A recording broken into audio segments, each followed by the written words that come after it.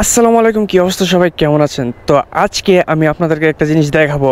ধরেন আপনার বাইক 100-র উপরে আছে টান, ঠিক আছে? এখন হঠাৎ করে কোনো একটা কিছু সামনে এসে পড়ছে, তখন আপনি বাইকটাকে কীভাবে কন্ট্রোল করবেন, কীভাবে আপনি বাইকটাকে থামাবেন, সেই জিনিসটা আমি আপনাদেরকে দেখাবো।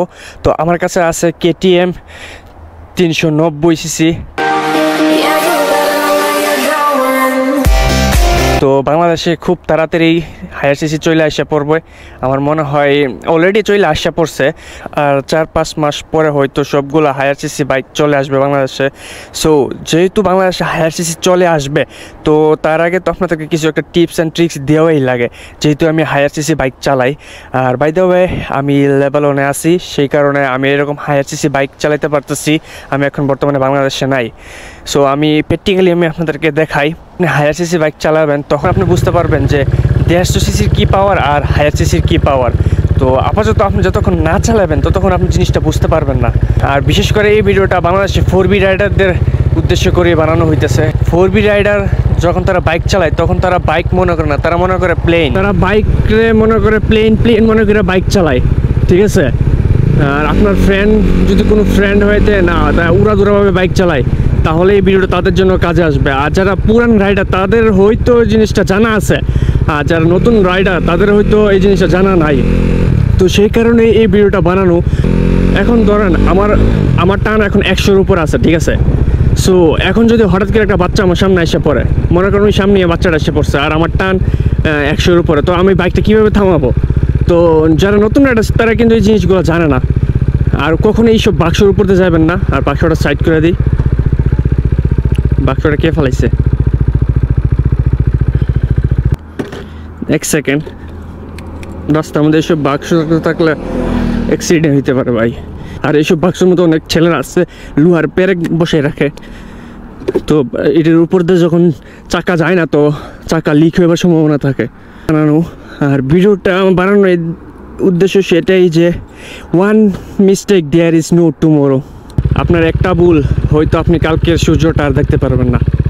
আর আমি যেহেতু অনেক দিন ধরে হায়ার সিসি বাইক চালাইতেছি বাইরের দেশে, সেই কারণে আমি জিনিসটা জানি। আর হায়ার সিসির কী পাওয়ার সেটাও আমি জানি। আর বিশেষ করে KTM 390 ভাই, এইটা যদি বাংলাদেশে আসতো, আমি খুবই আফসোস করতেছি যে বাংলাদেশে শুধু 375 পর্যন্তই পারমিট পাইছে। 10-15 জন্যই 390 আসতে পারে না KTM। ভাই রে ভাই, এটা মনে করেন মনস্টার। লো প্রাইসের মধ্যে KTM এই বাইকটা হচ্ছে মনস্টার। আপনি যতক্ষণ KTM 390 না চালাবেন ততক্ষণ বুঝতে পারবেন না। এখন আপনার টান 100-এর উপরে, হ্যাঁ 110-20 ধরেন, ঠিক আছে? এখন মনে করেন ওই সামনের থেকে একটা বাচ্চা দূর যাইতেছে, রাস্তা ক্রস করতেছে, তখন আপনার বাইকটাকে তো ইনস্ট্যান্ট থামাতে হবে। তো ফার্স্ট আপনাকে প্যানিক হওয়া যাবে না। সেকেন্ড, আপনার টান তো মনে করেন 110 বা 20 এরকম বা 130ই ধরেন। সেকেন্ড, আপনি ক্লাচ ধরবেন না, জীবনও ধরবেন না যদি 100-এর উপরে টান থাকে, হ্যাঁ। সো তারপর আপনার তো পিক আপটা তো এমনি হাই দিয়ে থাকবে, তখন কী করবেন? পিক আপটা ছাদ করে ছাড়বেন, ঠিক আছে? ছাদ করে ছাইরা সাথে সাথে মানে জুড়ে আবার চাপ দিবেন না ব্রেকটা, ঠিক আছে? সামনের ব্রেক, পিছনে এই যে পিছনে ব্রেক, আপনাকে পিছনের ব্রেকও ধরতে হবে, সাথে যে জুড়ে আবার চাপ দিয়ে না দিলে কিন্তু আবার বাইক উল্টি মারবে।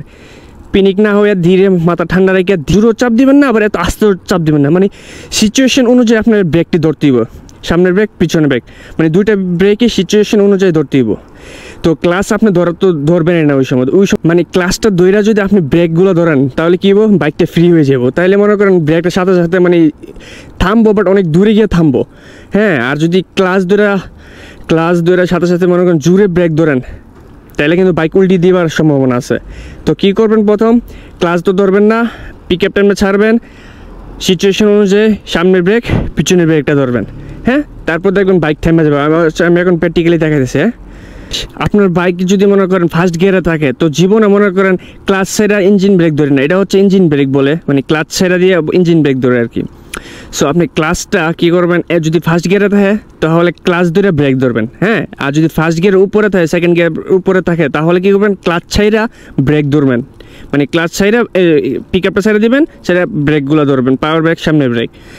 ফার্স্ট গিয়ারে ধরে মনে করেন ব্রেক ধরেন না, মানে ইঞ্জিন ব্রেক ধরেন না। আর যদি 100-র উপরে থাকে বা হাই স্পিড থাকে তখন কী করবেন? ক্লাচ ধরবেন না, ক্লাচ না ধরে পিক আপটা ছেড়ে দিবেন, ছেড়ে দিলে সামনের ব্রেক আর পাওয়ার পিছনে ব্রেক, সিচুয়েশন অনুযায়ী ব্রেক ধরবেন। আর পিনিক তো হয়ে যাবে না, যদি আপনি পিনিক হয়ে যান তাহলে কিন্তু হইব না, তাহলে মনে করেন অ্যাক্সিডেন্ট হইবে, এটা স্বাভাবিক।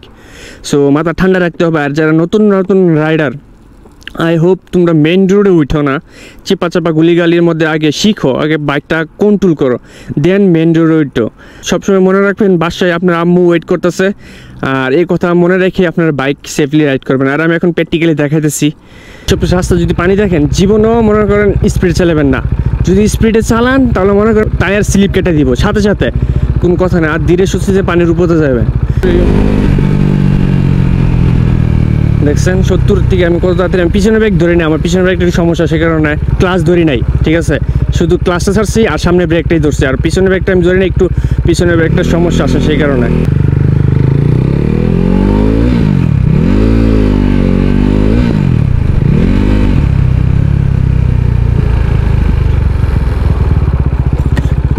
ফার্স্ট গিয়ার এসে পড়ছে, স্লো হয়ে গেছে বাইক, তখন আপনি ক্লাচটা ধরবেন। আর